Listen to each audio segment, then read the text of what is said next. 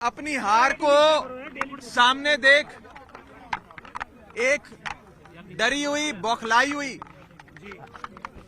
कायर बीजेपी चुनावों को रद्द करना चाहती है।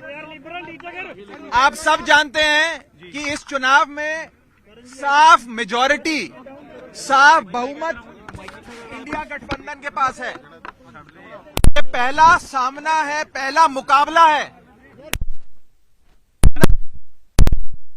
भाजपा का, और इस चुनावों में साफ तौर पे बहुमत इंडिया गठबंधन के पास है। आप जानते हैं कि कुल मिलाकर 36 मतदान होने हैं। 36 में से 20 से अधिक वोट इंडिया के पास हैं और 14 से 15 वोट भाजपा के पास हैं। यानी कि साफ तौर पे इंडिया गठबंधन ये चुनाव जीतने जा रहा है। लेकिन अपनी हार को अपनी आंखों के सामने देख एक कायर बीजेपी रद्द कर रही है और गैर कानूनी हथकंडे अपना रही है। सबसे पहले इन लोगों ने सेक्रेटरी इलेक्शंस को बीमार कर दिया। आज इन लोगों ने चुनाव के जो प्रिसाइडिंग ऑफिसर होते हैं उनको बीमार कर दिया।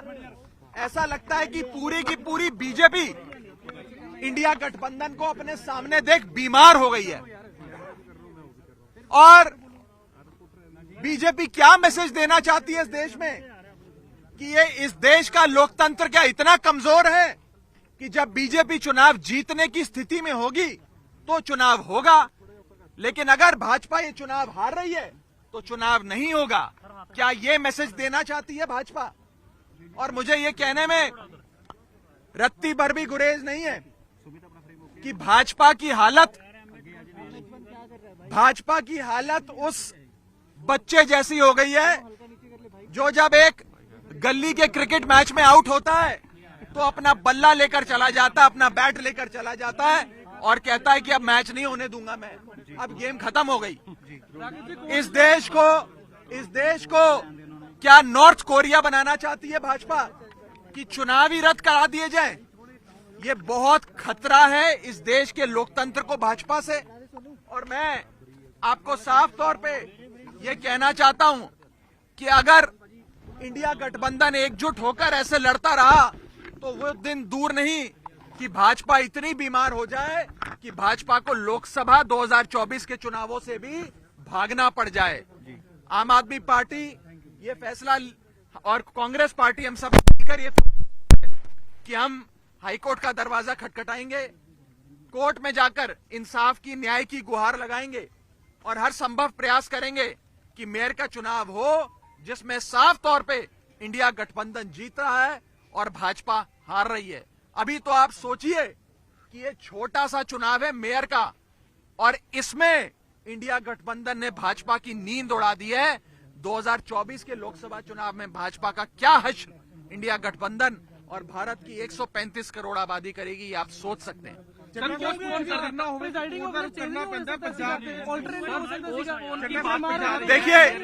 देखिए हम आज भी इलेक्शन प्रशासन से यही विनती करेंगे कि अगर एक प्रिसाइडिंग अफसर बीमार हुए हैं तो आप दूसरा प्रिसाइडिंग अफसर नियुक्त कर दो, जिस मर्जी को चाहे नियुक्त कर दो।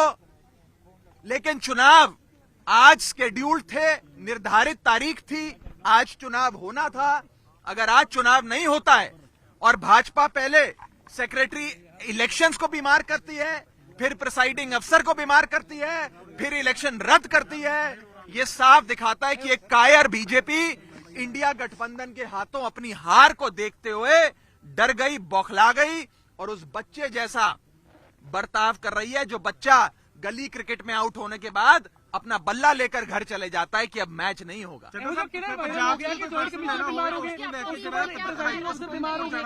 देखिए हम लोगों के पास आज इस इलेक्शन बिल्डिंग में जाने के लिए वैलिड पासेस थे, हम समय पर पहुंचे, लेकिन ये बताया गया कि एंट्री बंद कर दी गई है। और एंट्री इसलिए बंद कर दी गई है क्योंकि प्रिसाइडिंग अफसर अचानक से बीमार पड़ गए हैं। बताया जा रहा है कि प्रिसाइडिंग अफसर भी बेचारे एक अस्पताल से दूसरे अस्पताल जाने का प्रयास कर रहे हैं, लेकिन कोई अस्पताल उन्हें भर्ती नहीं कर रहा। क्योंकि वो वास्तव में बीमार नहीं है, लेकिन ये हथकंडे हैं भाजपा के। ये दिखाता है कि भाजपा इस देश के लोकतंत्र को खत्म करने के लिए और निष्पक्ष चुनाव, फ्री एंड फेयर इलेक्शंस को खत्म करने के लिए किसी भी हद तक जाएगी।